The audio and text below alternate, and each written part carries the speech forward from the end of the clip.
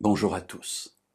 Poursuivons aujourd'hui notre récit de Jésus marchant sur les eaux et allant à la rencontre de ses disciples qui sont dans une barque qui lutte contre les flots en furie puisqu'il y a une tempête, il y a beaucoup de vent. Et voilà que dans ce moment-là, ils voient Jésus qu'ils ont laissé sur l'autre rive s'approcher d'eux en marchant sur l'eau.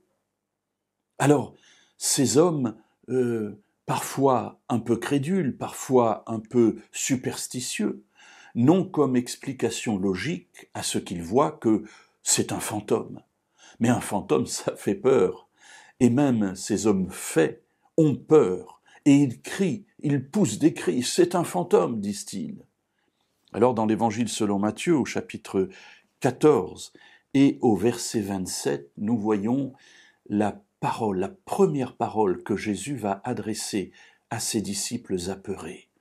Il s'est approché d'eux, il entend leurs cris, il entend leur interpellation, c'est un fantôme, et voilà le premier élément qu'il leur dit.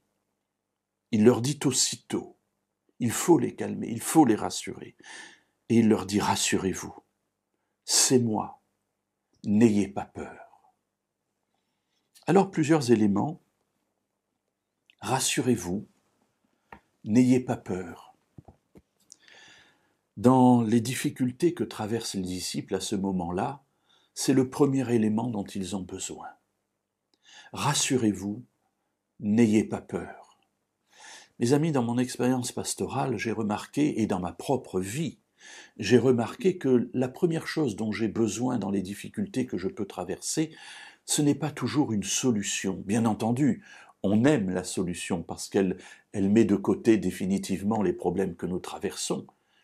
Mais la première chose dont j'ai besoin, c'est d'être rassuré. Que quelqu'un me dise « Ne t'inquiète pas, je suis là » ou « Nous allons trouver ensemble une solution » ou « Je vais essayer de t'aider » ou « Comment est-ce que je puis t'aider ?» Cela m'apaise et c'est vraiment la première chose dont j'ai besoin. Et dans toute la Bible, je me rends compte que chaque fois qu'il y a eu des difficultés, eh bien, le premier message qui est adressé par Dieu à l'homme ou à la femme, c'est de dire « Rassurez-vous, n'ayez pas peur ».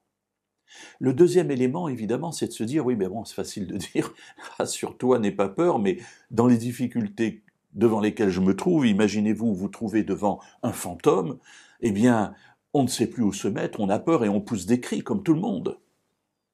Mais Jésus ajoute une autre chose. Il ne dit pas simplement « N'ayez pas peur, rassurez-vous », mais il ajoute « C'est moi ».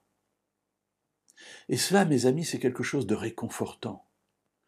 Je n'ai pas à avoir peur, non pas parce qu'il n'y a pas de problème. Mes amis, nous traversons tous une vie avec de réels problèmes, de réelles difficultés.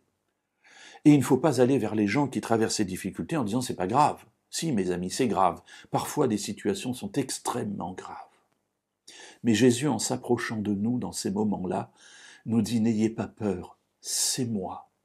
C'est-à-dire, je suis là, juste à vos côtés, je marche vers vous et je vais marcher avec vous, afin d'être là comme le point fort de votre vie qui vous permettra de traverser ces difficultés. Alors oui, ce passage me réconforte. Il n'est pas fini, nous continuerons demain à voir la suite, mais déjà, cette parole où Jésus s'approchant de moi me dit « Rassure-toi, n'aie pas peur, je suis là avec toi, c'est moi ».